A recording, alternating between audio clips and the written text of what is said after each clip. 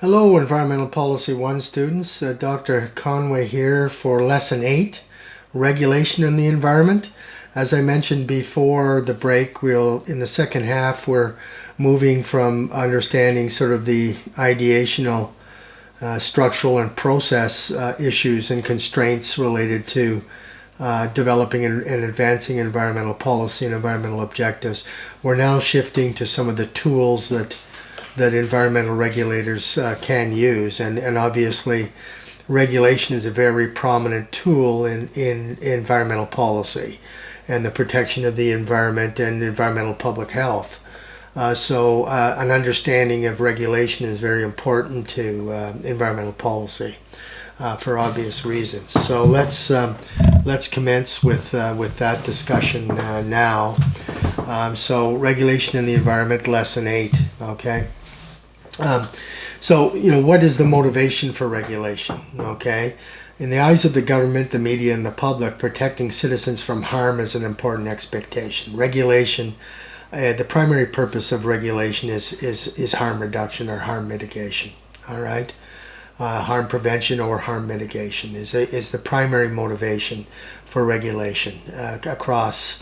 The federal government will describe it that way. All regulatory experts will describe it that way. And what harms are we interested in here are obviously harms to ecosystems and harms to the public because of damaged ecosystems, right? And this idea to be protected from harm is an expectation that reveals itself in the level of individual, the family, social groups, professional groups, non-government organizations, the media, the courts, and in electoral politics, right? There's a strong demand by the public to be protected from harms. It's the expectation that the government achieve this objective, correct? In virtually all facets of life, all right? As such, the state in a democratic country is highly motivated by mandates to control harm to one degree or another and in one form or another, including the environment. All right. So that's why we often see environmental advocacy trying to raise the profile of the harm potential of an environmental issue, to try to grab the attention of the media, of expert groups, and so on, to indicate that this is a real harm and we want government action. Right? That's the legacy of environmental movements, trying to bring profile to areas of environmental harm that might not otherwise gain attention because no particular human beings are dying from it or have particularly severe chronic impacts associated with it, but yet still birds are dying or fish are dying or whatever the case may be. Environmentalists are trying to raise, through advocacy, trying to raise the profile of an environmental issue to a harm reduction agenda, which brings the government in for possible regulation or another policy instrument, all right? So harms can be, and what are harms? Harms can be defined as complex, multi-dimensional problems that are present in most any aspect of society. We have a lot of harms that the government does not regulate, right? Because they're not seen as being sufficiently serious enough for the government to step in. Or they are serious, but they haven't been adequately profiled yet, right? Through scientific research, academic research, the media getting wind of it, advocacy groups latching onto it and lobbying the government and so on, right? These harms can be a consequence of a range of contributing factors, right? We know, for example, that endangered species occurs because of a range of contributing factors, right? The loss of animal habitat, use of pesticides, invasive species, you name it, right? There can be a range of factors contributing to a harm. A key challenge for regulators, including environmental regulators, is to identify the factors contributing to a harm and decide where best to focus prevention or mitigation. All right? And that's what environmental regulators need to spend a lot of time doing, right? They need to justify their regulatory action. Single-use plastics, it would seem pretty obvious that we should clean these up. So they're polluting the ocean, they're polluting Great Lakes, but we still have to make the argument for why that's important, right? Because there will always be groups who see it in their advantage to push back against these harm reduction initiatives, right? And regulators also have to be careful what they move on to regulate, right? All regulators are subject subject to resource scarcity. They don't have endless money. Even in a wealthy country like Canada, regulators, Environment Canada doesn't have endless amounts of resources, or provincial environment ministries don't have endless amounts of resources, right? So prioritization needs to take place. And so, when you're trying to move an environmental policy forward, you have to move up the priority list, right? By demonstrating that there's real harm here and it should be taken seriously. And from a regulator's point of view, not only do they have scarce resources, but they have to also have concerns of opportunity costs. If I spend all my resources in acting in this area, what happens if there's another problem that I need to act on? I no longer have the resources. So regulators can't fix all issues of harm, including all issues of environmental harm. We just simply don't have the resources to do that, so we need to prioritize what we act on, right? Because if regulatory resources in design or implementation are poorly spent, the opportunity costs might well be very significant indeed and prevent action in other areas. All right, we're seeing that now with climate change, right? Climate change has sucked up a lot of the resources to deal with the environment. Now, important issues like biodiversity conservation, wildlife protection, chemicals that used to get attention have all been washed over by public demands to deal something with climate change. And there's only so many resources around, right? So people who want action in the other area have to find some ways to profile their issue to rise up the priority list. All right. And for purposes of prioritization, there's regulators will often deal with three different types of things that are illegal but not harmful. There are lots of illegal activities that impact the environment, minor spills, minor things, and so on, that might be a poor use of regulatory resources because relative to other more important things, they may not be getting the attention, right? They just don't deserve the attention relative to bigger issues. And these issues can add up. They can be cumulative and they can be problematic, right? But typically they will be downplayed in the regulatory process, illegal and harmful. These will typically be priority actions in regularly strengthening our more forceful implementation in the environment and in other areas, right? Illegal dumping, right, became a very important issue, and then therefore regulations were developed to control how hazardous waste needs to be managed and disposed of, how solid waste needs to be managed and disposed of. All right, legal but harmful. In these cases, regulations may need to be changed, right? There's lots of examples of environmental regulation that occurred, and that made something legal because you were under certain thresholds, but the situation changed, right? So regulations needed to be revised to the fact that the current legal provisions for that activity became more harmful than they previously were. All right, that also tends to become prioritized, right? The second one, new regulation. The final one, typically amendments to existing regulations in the environment. Okay. It's also important to distinguish harms based on whether they are acute or chronic. That's a very important issue for prioritizing. Obviously, acute harms are going to be much more readily prioritized, right? Politicians don't like it when citizens are dying from something, right? Dying from bad water, or dying from a chemical accident, or a tire factory fire, or acute harms become prioritized in all regulatory systems, right? Chronic harms are more difficult to capture, right? But they're also very important to the environment because they tend to be cumulative environmental impacts, right? They tend to be chronic problems, like the impact of the econics on bee population, right? Of certain class of pesticides on bee population. We found with Silent Spring, right, with the die-off of birds due to pesticides. Cumulative impacts that need to be taken into account in environmental impact assessment. These kinds of things tend to be difficult to get better grasp on because, one, it's harder to drive those up the priority list because they're more complex issues to explain and to account for and to find the scientific evidence for. Yet we know in this world that some of the more important global environmental stresses we have reside in the area of chronic impacts, right? Like plastics being dumped in the ocean is a constant chronic problem. Nobody's dying, but look at the chronic buildup of this cumulative impact of this. So driving those types of issues to the top of the priority list becomes very difficult. So understanding, being more sophisticated about understanding the way environmental policy plays out, it's also important to understand the distinction between acute and chronic impacts. All right. And in the area of the environment, regulators not infrequently debate whether regulations to address harm should be based on a hazard characterization or a risk class assessment. In chemicals is a classic example, right? I mean, for example, a hazard characterization, that is the potential for a product, process, or practice to cause harm or adverse effects in general. So this area of activity, this chemical is hazardous, without question. Okay, if it is inappropriately used or exposed to children or whatever, or dumped in a river or whatever, clearly hazardous, but we still allow that practice. The reason is because we tend to apply risk assessment in environmental protection and public health protection, right? These are a combination of hazard characteristics and the likelihood that a hazard will cause real harm with its intended or possible uses or outcomes.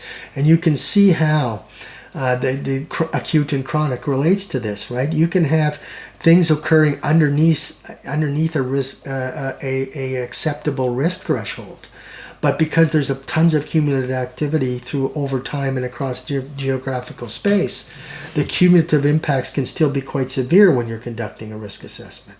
Okay, so why do we conduct risk? Well, most regulators will generally agree that to regulate on the basis of hazards alone negates two fundamental issues that regulators must concern themselves with. Are there hazards of a product, process, or practice despite the hazard? Are there benefits, of a product, process, or practice despite the hazards? And that's what we see. We approve the use of all kinds of hazardous chemicals, for example, and petrochemical products. All different types of hazards we approve in our society, because what we're trying to do is capture the benefits of those products, right? Well, managing the risks of allowing those products on our market, right? So can the benefits of the product, process, or practice be captured while preventing or mitigating risk of harm associated with the hazards? That becomes the primary issue in a lot of environmental regulatory and public health regulatory processes. Okay, risk assessments bring science heavily into the regulatory process. So you'll find scientists heavily involved in the environmental regulatory process. All right. And this introduces a key concept to all environmental policy, which is the concept of exposure, right? Preventing or mitigating hazards to try to retain the benefits of a product, process, or practice requires controlling hazard exposures to people, the environment, or valued assets. That's why we have things like the globally harmonized system of classification of chemicals, right? Where we try to provide users with information of how to control exposures. All that information is about controlling exposures, right? The product is hazard. So in order to control exposure, you must store it this way. You must use it this way. You must use it with gloves. You must use it with ventilator. You must use it with, and so on. It's not, so these become risk management information systems. And that's the way a lot of environmental regulations are, right? Except for in those cases where the hazard is so severe that no amount of risk mitigation or prevention could make it safe, then a product will be banned. We did that, for example, with the Stockholm Convention chemicals on persistent organic pollutants, right? We did that with other kinds of chemicals that have been retired because their hazards were not adequately controllable within a risk management framework. Okay. So most environmental policy focuses on situations that expose people or the ecosystems to hazards, these tend to be prioritized for policy intervention. So environmental regulations are typically designed to bring risk of exposure into under acceptable risk thresholds. Okay. And that's largely what environmental regulation does, except in those cases, like I say, where the risk is so severe that the product is outright banned, or the process is outright banned, the way we did with, for example, using mercury in pulp and paper production, right? But in most cases, most environmental regulations will focus on the question of exposure, okay? For example, even wildlife habitat. We maintain wildlife habitat for the grizzly bear because we don't want to drive them closer to villages, or we don't want to drive them into conflictory situations with humans. So we maintain wildlife, right? We maintain wildlife protected areas so that they can have their children and so on. They're not exposed to humans just the way humans are not exposed to them. Even in wildlife habitat, it's largely an exposure analysis. Okay. But the difficulty with that, of course, is it makes environmental policy very difficult, environmental regulation, because not every person or environment will experience the same exposure risk implications for things like food safety, chemical hazards, etc. Group characteristics that increase risks associated with exposure to a hazard, such as children, pregnant women, the elderly, the unhealthy, the poor, must be prioritized, right? So when you develop environmental regulations, you also have to be concerned about what type of exposure and who's the receptor for that exposure, right? The source is there, we know it, it's hazardous. We're trying to control exposures, but the receptors vary in their characteristics, okay? So environmental regulation needs to take those deviations into account as well. And despite regulation, on risk assessment having its problems, it's still we do that because we know that we accrue a lot of benefits from chemicals. We accrue a lot of benefits from things that can be hazardous, right? Even aspirin can be hazardous if it's not appropriately taken, right? If you guzzle down a whole bottle of extra strength aspirin, your heart's going to stop, right? These are the things. So a lot of things we have in our lives are hazardous. Automobiles are hazardous, right? But we set rules up around them to control exposures to that hazard, right? We have street lights, we have safety brakes, we have seat belts, we have all of these things to control risk associated with that hazard. All right. And the very fact that a risk assessment is being assessed with an environmental problem means that we're willing to accept a certain amount of his residual risk, right? We'll never, no matter how idealistic we want to become, we will never completely eliminate all impacts on the environment, right? There's always going to be impacts on the environment. What we're trying to determine is what level of residual risk, after we regulate, the residual risk that's still out there, what level of it are we willing to accept, right? And that's a value judgment between societies, right? The residual risk related to the environment that would be acceptable in China and India or Vietnam, right, is much different than what the Canadian public would accept as a residual risk. And then even if you compare Canada to, say, Sweden or Switzerland, Canada's willingness to accept residual risk would likely be higher than theirs, all right? So residual risk is, and fundamentally, all these questions about residual risk, and for many reasons, all the questions about where we end up with regulating the environment are fundamentally political, right? Because they fundamentally must, if you do a risk assessment, you're assuming that some level of risk is acceptable, right? You're not going to be, it can cost you $8 billion to eliminate 80% of the risk and another $20 billion to eliminate the final 20% of the risk. Given scarcity and opportunity costs, where do we put our money, right? We might accept the last 20% of residual risk because we want to put the $20 billion into something else, or we want to maintain the activity that's still creating that 20% of additional risk. We don't want to shut down the steel plant because it employs everybody in the town, or the pulp mill because it employs everybody. So we're willing to accept a certain amount of residual risk to be able to accommodate some other values and benefits that we seek to retain, all right? So all risk assessment processes must adopt a judgment about what threshold of risk is acceptable and what is not, and under what circumstances. Okay? Regulators must be aware that thresholds also for acceptable exposure risk also constrain their activities by law, right? Limiting flexibility of the regulator to do more, tending the regulatory process to factual evidence that may not be all that conclusive with the precautionary principle, or with public transparency because the public doesn't have the scientific expertise to understand what's going on.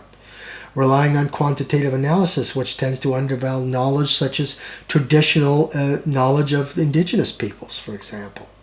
Relying on complex methodologies that can undermine informed stakeholder and public participation. So there are implications, for taking a hazard approach, but there are also implications for taking a risk assessment approach. And so that debate is always going on in environment, right? With environmental groups often, trying to control the hazards to the maximum amount. The government having to balance that interest off against other interests, such as employment, such as, these other types of concerns that citizens have, and they're responsible to the citizens, right? And there are three broad kinds of regulation that are applied in the environmental policy, right? Technical regulations, also called traditional command and control regulations, stipulate specific technologies or technical specifications that must be used in order to be in compliance. All right? This characteristic places relatively strict constraints on the regulated party to function exactly as prescribed. All right? A technical regulation example would be if you want to sell baby cribs in Canada, there are technical regulations that say the bars in the baby crib can only be so far apart, right? So the baby doesn't get the head caught and strangle itself in there. And mattresses need to be a certain way. Furniture need to have a certain amount of flame retardant capacity. These are all technical regulations, all right? And technical regulations are used a lot for, creating standards on water purification systems. And so technical regulations, quite apart from the language that you often hear, are still quite heavily used in the area of the environment where we do not, we want a product to meet a specific technical requirement, all right, in order to be safe. And we determine that it's this technical requirement, right? And so, technical regulations have become less used. Before, technical regulations used to predominate all forms of environmental regulation. But then again, before, regulations used to be embodied right in legislation rather than being policy instruments separate from legislation but empowered by legislation, all right? But in the current context, technical regulations are still used, but a lot of environmental regulation went to what we call performance-based regulations. And they're concerned with setting thresholds, right? Like in risk assessment, that this plant can only emit a certain amount of this chemical into the water body that its runoff is going into. And that would be specified, right? That would be very clearly specified. But the government all the government is concerned with is how they meet that threshold. They're not concerned with the technical ways that they do it.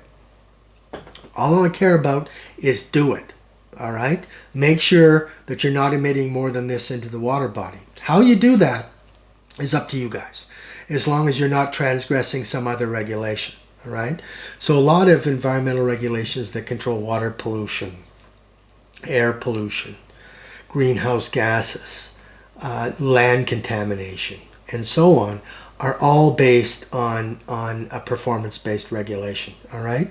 In the sense that you're not allowed to build on a piece of property that has these characteristics, all right? Or your plant is running, it can only emit so much of this. The government only is concerned about you meeting that objective. And why is that important to the regulator? Because the regulator, if you apply technical regulations to all industries that are involved in polluting activities, your regulatory body has to have expertise in all the technology, techniques, processes of all these industries, right? And then you're getting involved in the management of the industries. Governments don't want to do that. Governments would prefer to set thresholds for what you can and cannot do, and how that industry meets that is up to them. And then the regulator only has to hire the biologist that goes and takes the water sample, right? Or goes and takes the stack sample, right? Or tests the soil, okay? And so these become the basis for a lot of environmental regulations now, are what we call performance-based regulations, okay? And they're important because relative to technical regulations, performance-based regulations are better at enabling technological innovation. A technical regulation might freeze an industry in time, right? Which in a competitive, fast-moving economy is not the way to go, right? Fostering economic efficiency and compliance. Then each company can comply with that performance requirement in the most efficient way that is suitable for them, because not every industry is at the same level when the regulation is introduced. Some industries may already be better than the regulation once it's introduced. Some may have a long way to catch up. Okay, so you don't want to stipulate a technical regulation in that context, and because the advanced companies kind of go, what the heck, we're well beyond that, why would we do that? And the little guy that's trying to catch up says, whoa, that's way too much for us, and you drive businesses out of, right? And so, businesses go out of operation, basically. So efficiency and compliance is very important, all right, in environmental regulation.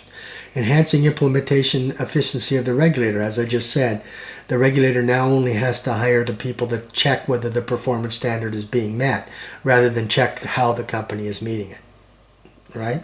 As long as that company is not transgressing any other regulation. Okay?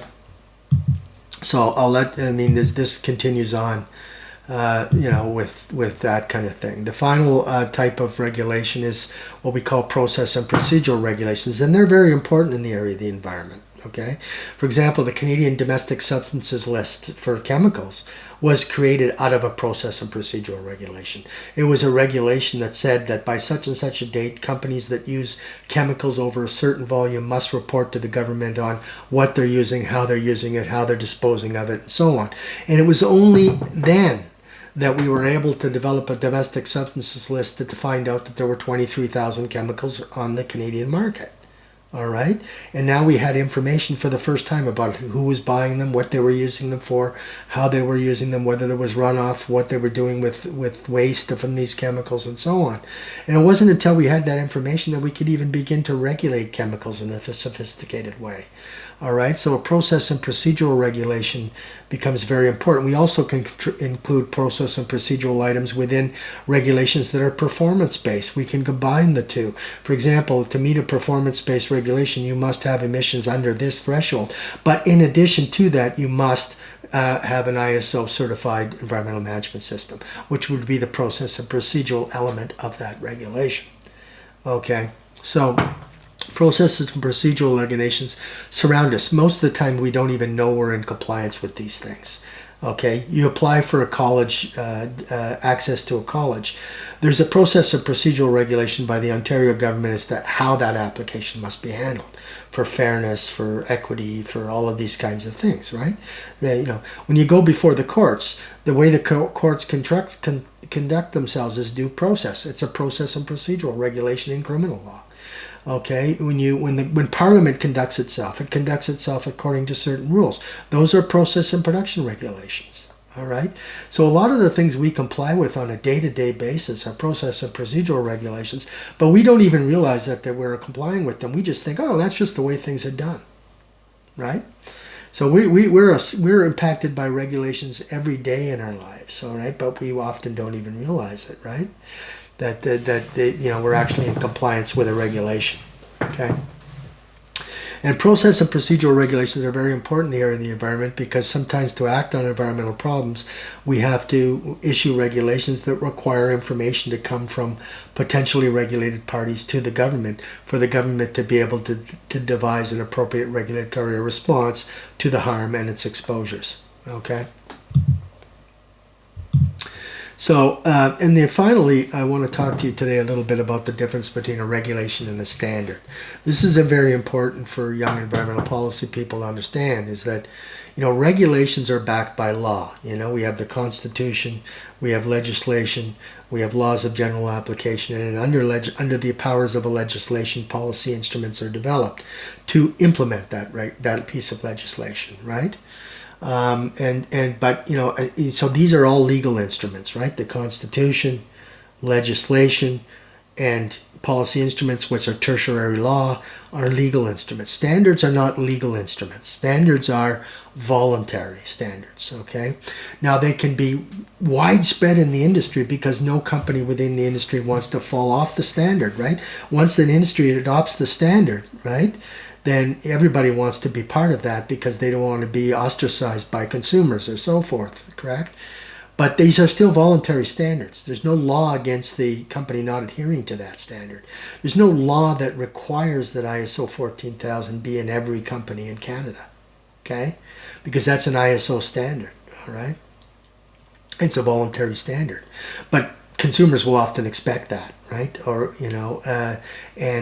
governments will often want that out of a company that, say, is bidding on government So there are all kinds of other ways that those standards get reinforced, but they are not legal instruments, all right? But they can become embedded in law if a regulation, a tertiary law, references a standard as being a requirement to comply with the regulation. So ISO 14000 appears in a lot of regulations around the world, right? As a process and procedural requirement to come in compliance with the regulation. Once a standard is brought into a regulation, it does become a legal instrument. But prior to that, standards are not legal instruments, all right? So these slides talk to you a little bit about how standards are developed and the various players in Canada that are involved. And I give you these because a lot of environment people end up working in the environmental technology field, right? That is subject to various forms of standardization. Okay, but I'm not going to go through those slides in detail because you have them all and they're fairly straightforward. All right. So on that score, we'll conclude, and I will be seeing you next time. Take care now. Bye-bye.